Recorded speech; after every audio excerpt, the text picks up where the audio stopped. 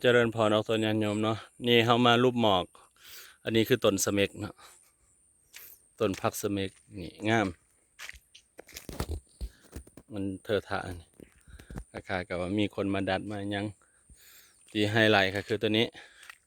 หินพวกนี้ถ้าน้ำลายน้ำมันสีหลอดเท่านี้เนาะนี่ช่วงนี้เขามาเดือน8แต่ว่าน้ำปีนี้พ้นแรง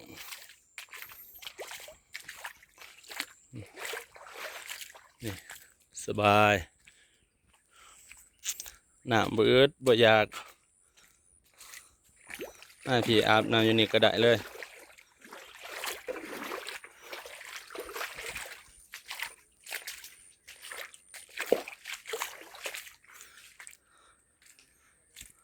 นี่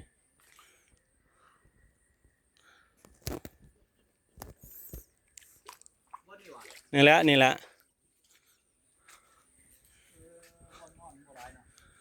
บ่หลายส้มป่าอ๋อต้นส้มอยู่หั่นเด้ก็จันใหญ่เพิ่นพักอยู่หั่นแต่ก็สุดก่อนพักจันทร์วันอาทิตย์เราพักอยู่แถวนี้แหละครูบาอาจารย์เถื่อกับมันนี่เด้เขาจะมาพักอยู่พี่น้ำพ้นตกหลายได้นี่อยู่นี่ก็ได้นี่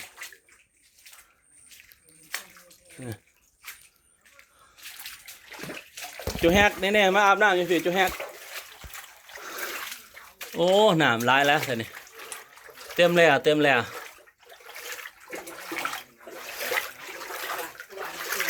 โอ้เต็มแล้วเต็มแล้วเต็มแล้วนี่อาบน้ำตัวนี้ได้เลยนี่มีอะไรใช่ไหมอาจารย์ในนี้จังหวะแล้วกสิมีแล้วเนาะบนพักได้หน่อยเนาะ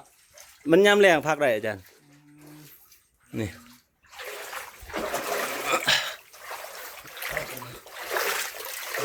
เอาเข้าไปไหมเราไปเบิ่งทางไหน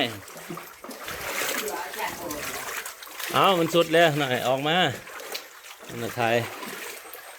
นี่สามารถพักได้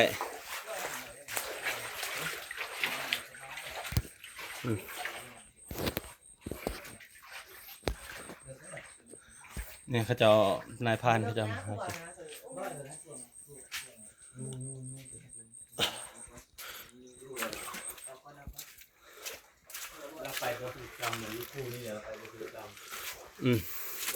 ไปทางน้ำเลย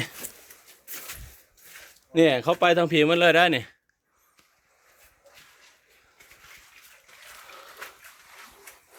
ปีนขึ้นเทิงเอาไว้เวลาเราพักตรงแรงพักอยู่ไหนมีคนเห็นได้นี่ส่งแรงนั่นคือหนาบ่นั่นนะตรงแรงบ่มีน้ำแล้วอาจารย์มีแต่เบื้องนั่นน้ำมาเบิ้งท่านพี่เลาะน้ำก็ต้องตรงวัวตัวคอยกินด้วยนะครับแมนต้นใหม่ต้นนี้ย่ามดอกงามเริ่มซื้อมันต้นสมิกโบแมนนี่ต้นตัวนี้ออกทั้งพูนเราหูจักซื้ออยู่เดี๋ยวฮะนี่แล้วตอนนี้แล้วเขาเจ้าจันทร์เขาทิศแล้วเลยชีวิตเราสิมาพักอีพีอะไรแต่ว่าเปลี่ยนใจไปพักอยู่พุ่น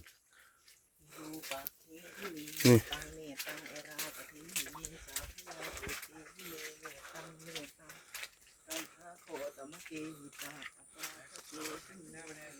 น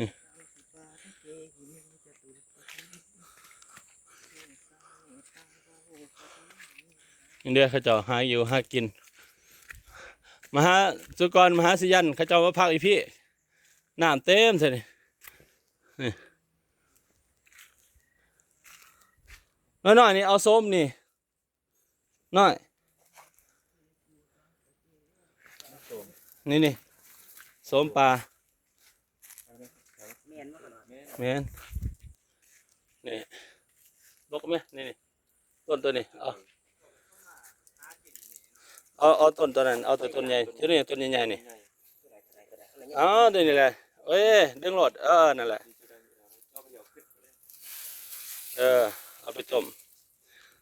ส้มปลานี่ลายจะได้นี่แต่เอาต้นเดียวแล้วนี่ตัวแมนโอ้อาจารย์ในการเชี่ยวชาญกันได้นี่เห็นเขาจะเอาเนาะ เดี๋ยวแจกกระเทียมสาร นี่โอ้นี่ร้ายนี่โอ้เอาแม่นี่ร้ายอยู่เทิงนี่ เอากระบัดนั่นอาจารย์ ฮะ เอากระบัดนะพูเขานั่นบอก เอาไหมให้โจหน่อยให้โจหน่อยเพิ่นอันนั้น ข้าชีแบก กูบาแล้ว เอา กูบาเบา เอา ซีด เออ 2 โลเอาล่ะ ดึง ไปยังเขาอยู่ลมยิ่งกับเข้าโลครึ่ง ขึ้นไปเอาตัวเทิงนี่บ่หน่อยตัวใหญ่นี่บ่ แต่มันซิวๆเล่นแล้วเด้ เดี๋ยวมันสิบ่เกิดอาจารย์ โอ้ บ่นี่มันยังเกิดหลายโยนี่ เดี๋ยวมันสิเขียนเฮาอะนะ โอ้ พูนเป็น โพ่นดงเป็นดงเลยอยู่เทิงหันได้โสมปลาแล้ว ปีมก่อน ขอเด้อเจ้าที่เจ้าทานเด้อมักอยู่แบบนี้ได้ไปครับเอานี่แหละพายักมาปิกวิเวกเด้ออยู่ลุมหมอกเด้อ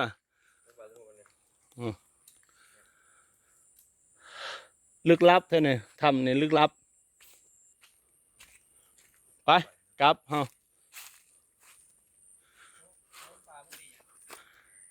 ฮะอ่ะ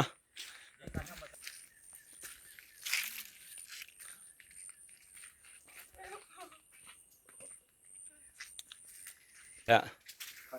นี่ คนนี้สิกองหนำนี่อาจารย์ทากันเลยว่าเนาะ เขาก็เสียนั่นแหละลึกลับ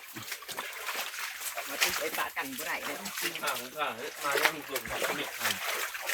ร้ายส่งนี่นี่